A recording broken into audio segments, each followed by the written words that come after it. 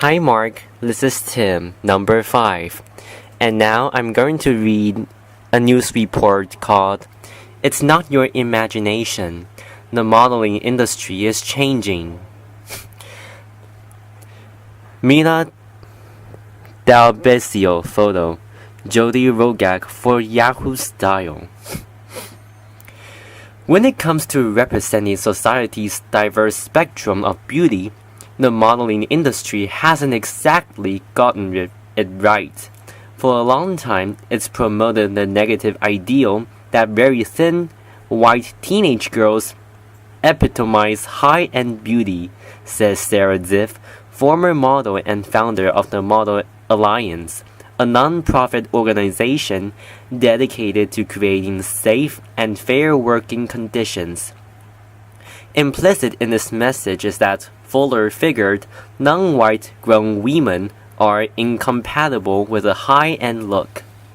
That, however, might finally be changing. Some of the industry's most exciting new faces are black, Aya Jones, biracial, Brinks Walton, Asian, Dylan Shu, transgendered, Andrej Pejic, and decidedly not a size O, Ashley Graham. Sports Illustrated featured their first plus-size woman, model Robin Lawley, while Crystal Wren, Mila D'Alessio, and Kate Upton, part of the influx of in-between size models, have found mainstream and high-fashion success. The most successful models, Gisele, Adriana Lima, Natalia Vodianovo, working today are above the age of 30. In 2014, the average age of Forbes' richest list was 31.5, 5 years older than it was in 2007, 26.5. And, according to the Fashion Spot's Seasonal Diversity Report, the fall 2015 runways featured more women of color than ever before, though still not nearly enough. After years of getting called out by the media for being racist, sizist, and ageist, has the modeling industry finally started listening? I think the tide is shifting, albeit slowly, in the right direction, said casting director Julia Samarsova, who's worked with everyone from J. Crew to Jimmy Choo. These are not leaps and bounds, but baby steps. Runway models are still usually young and skinny, and unfortunately, they are still mostly white. As the Fashion Spot's diversity report reveals, 77% of models that walked the runways at New York Fashion Week were white, so that's down from 80% last season. So, while the figure is nothing to brag about, it's an improvement.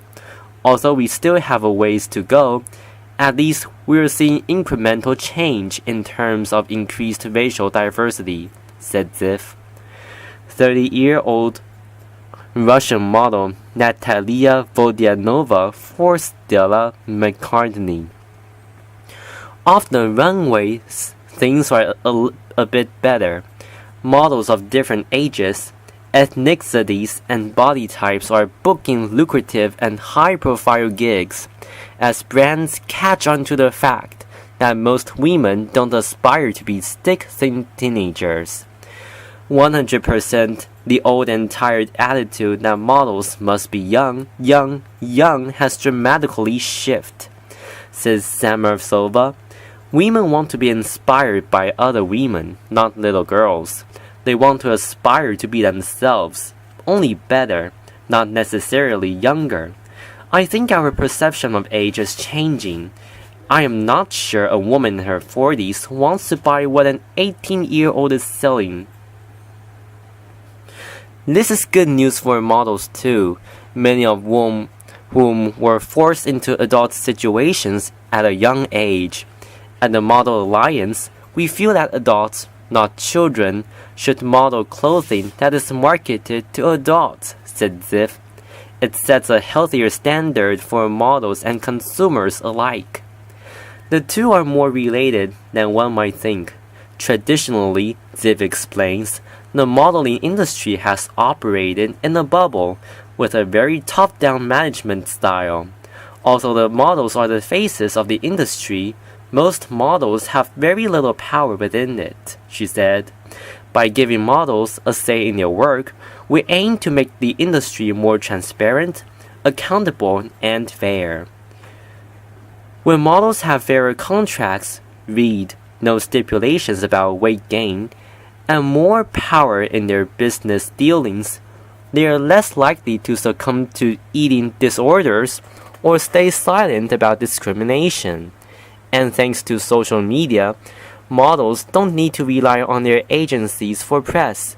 They've got a direct line to brands as well as fans, and are able to craft an image that sets them apart from others, making them a marketable asset even if they gain 10 pounds or age 10 years.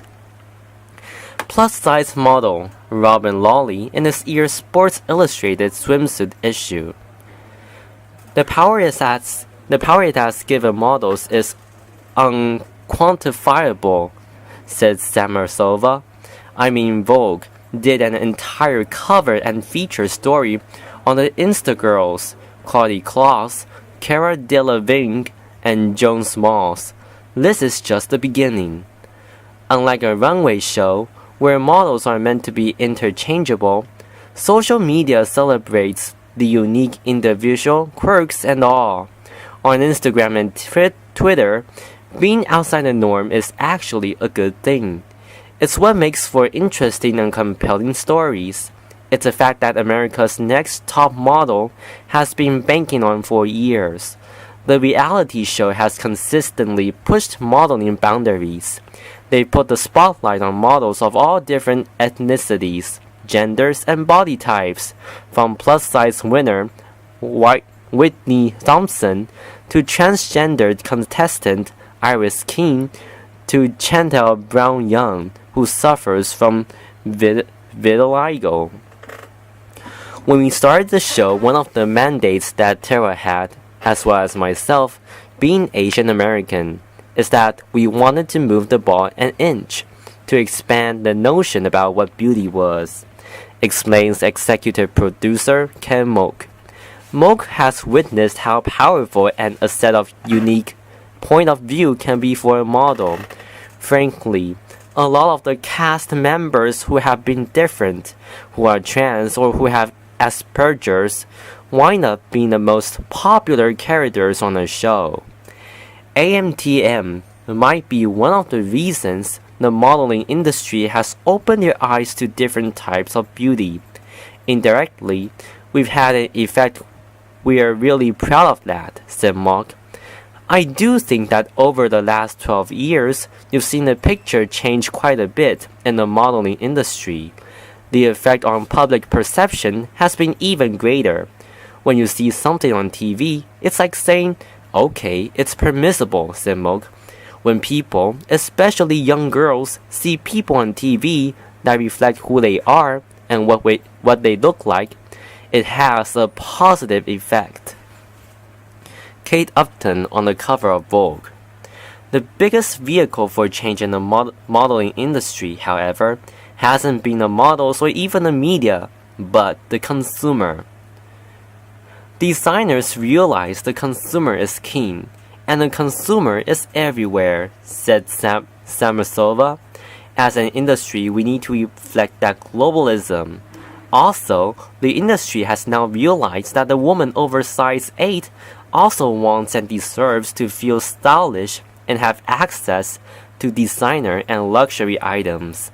There is a lot of money to be made dressing the oversized 8 population.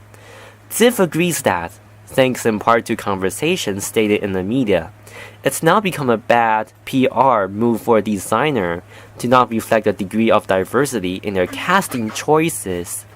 Consumers have more power than they realize, said Ziv. Ultimately, the fashion industry is a business, and if consumers stop buying clothing and beauty products from brands that send negative messages through their advertising or that mistreat their workers, these brands will be forced to evolve. Or, as Samarsova put it, the almighty dollar wins every time. Consumers interested in seeing a wider variety of beauty reflected in the pages of their magazines or on a runway would be wise to keep that in mind, because while these small improvements are reason to hope for more diversity within the modeling industry, we've still got a long way to go. Thank you for listening and bye-bye.